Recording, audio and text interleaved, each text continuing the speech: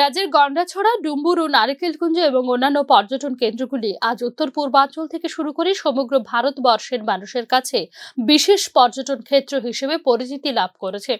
প্রতি বছর বহু পর্যটক এই এলাকাগুলি পরিদর্শনে আসেন, যা আমাদের কাছে গর্বের বিষয় বলে জানিয়েছেন মন্ত্রী শুক্লাচরণ নোয়াতিয়া। রাজ্যের পর্যটন ক্ষেত্রগুলিকে রাজ্যের ও বহিরাজ্যের পর্যটকদের সামনে আকর্ষণীয় ও সুন্দরভাবে উপস্থাপন করার লক্ষ্যে রাজ্য সরকার পর্যটন কেন্দ্রগুলিকে উন্নত ও আধুনিক মান সম্পন্ন করে গড়ে তুলছেন বলে জানিয়েছেন রাজ্য সমবায় দপ্তরের মন্ত্রী শুক্লাচরণ নোয়াতিয়া। মুখ্যমন্ত্রী প্রফেসর ডক্টর মানিক শাহ মহোদয়ের নেতৃত্বে সারা ত্রিপুরা রাজ্যে যেখানে আমাদের পর্যটন কেন্দ্র রয়েছে, প্রত্যেকটা পর্যটন কেন্দ্রটাকে আমরা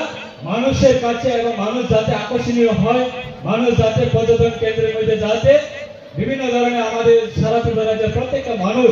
যাতে পর্যটন কেন্দ্রের মধ্যে যাতে আনন্দ ভোগ করতে পারে বা পর্যটন কেন্দ্র যাতে আকর্ষণীয় হয়, তার জন্য আমাদের রাজ্য সরকারের পক্ষ থেকে বিভিন্ন পর্যটন কেন্দ্র বহু ধরনের আমাদের উন্নতভাবে তোলা হয়েছে। আজকে আমরা দেখতে পারি যে আমাদের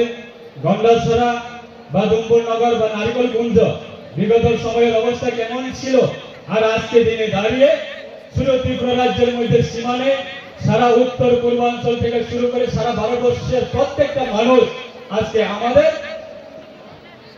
গন্ডাছড়া একটা রিমোট এরিয়া বা জনজাতি এলাকা বা আমাদের ডুম্বুর এলাকা, সেই জায়গাতে বহু পর্যটকরা আজকে আসছে, সেটা আমাদের ত্রিপুরার জন্য গর্ব।